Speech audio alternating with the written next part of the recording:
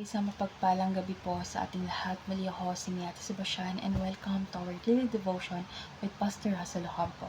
Today our devotion talks about sino ba ang tama, Roman Catholic o Protestant. So our concept is all about historical theology. So ang historical theology ay ang pag-aaral kung paano nauunawaan ng mga Kristyano sa iba't ibang panahon ng katotohanan ng Diyos. So, pinapaalala nito na tayo ay bahagi ng isang mayamang pamana ng pananampalataya mula sa mga anak ng iglesia, mga reformador at mga tagapagtanggol ng pananampalataya sa iba't ibang siglo. Bagamat may mga iba sila sa ilang pananaw at kasanayan. So, ang sentro ay hindi nagbabago dahil si Kristo ay Panginoon, hindi tayo nag-iisa sa ating paglalakbay. Tayo ay bahagi ng isang pandaigdig at walang hanggang katawan ni Kristo. So, our Bible readings for today is all about Ephesians chapter 4, verse 1 to 6.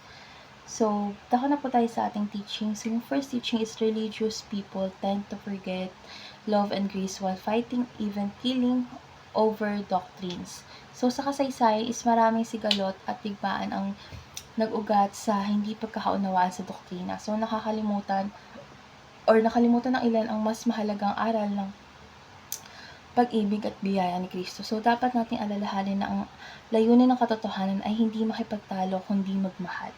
Second is there is beauty in unity amidst diversity within Christianity. So, hindi man pareho ang lahat ng tradisyon, is may iisang pananampalataya, may iisang Panginoon at iisang Espiritu. So, yung pagkakaiba ay hindi kaaway ng pagkakaisa, kundi pwedeng maging kayamanan kapag pinagsama sa ilalim ng isang layunin. So, ang luwalhatiin si Kristo. So, ang pagkakaisa sa gitna ng pagkakaiba ay isang patotoo sa mundo. And last teaching is the church must preserve the essential of the faith through the ages. So, ang iglesia ay tinawag upang itaguyod ang mga pangunahing katotohanan ng pananampalataya. So, ang pagka-Diyos ni Kristo, ang kanyang kamatayan at muling pagkabuhay at kaligtasan sa pamamagitan ng biyaya sa pananampalataya. So, kahit mag-iba ang estilo ng pagsamba o organisasyon, ang pundasyon ay dapat manatiling buo. So, ang tapat na paghawak sa mga essentials ay nagpapakilala na tunay na iglesia ni Kristo. So, ngayon natako na tayo sa ating application. So, yung first application is agree to disagree in love. So, hindi kailangan mag-away dahil sa pagkakaiba ng pananaw.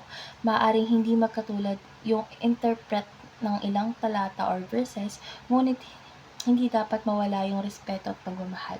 So, sa isang pusong makapagpakumbaba ang susi sa pagkakaisa.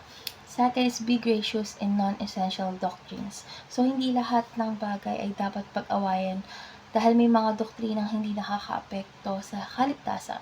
So, ang mga ito, piliin natin ang grasya kaysa sa pagiging dogmatiko. Tandaan natin na ang layunin ay magtulungan, hindi magpaliksahan. And last is commit to the essential doctrines of the faith. So, habang tayo ay bukas sa mga di mahalagang pagkakaiba, dapat tayong maging matatag sa mga di maaaring isuko.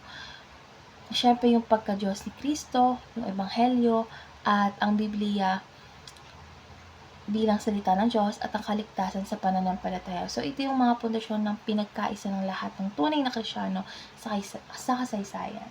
So, ngayon ako na tayo sa ating last part, which is our discussion. Our discussion talks about bakit kailangan magkaisa ang mga Kristiyano sa gitna ng pagkakaiba.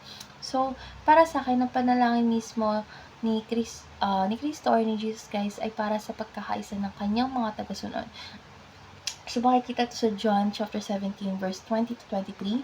Sa pagkakaisa is napapakita natin sa mundo ang tunay na larawan ng pag-ibig ni Kristo dahil ang pagkakaiba sa panlabas ay hindi dapat maging dahilan ng pagkakawatak-watak. Kung ang panloob na puso ay nakatuon sa isang Panginoon, kapag nagtulungan ang iba't ibang bahagi ng katawan ni Kristo is nagkakaroon ng mas malawak at makapangyarihang patotoo ang Ebanghelyo.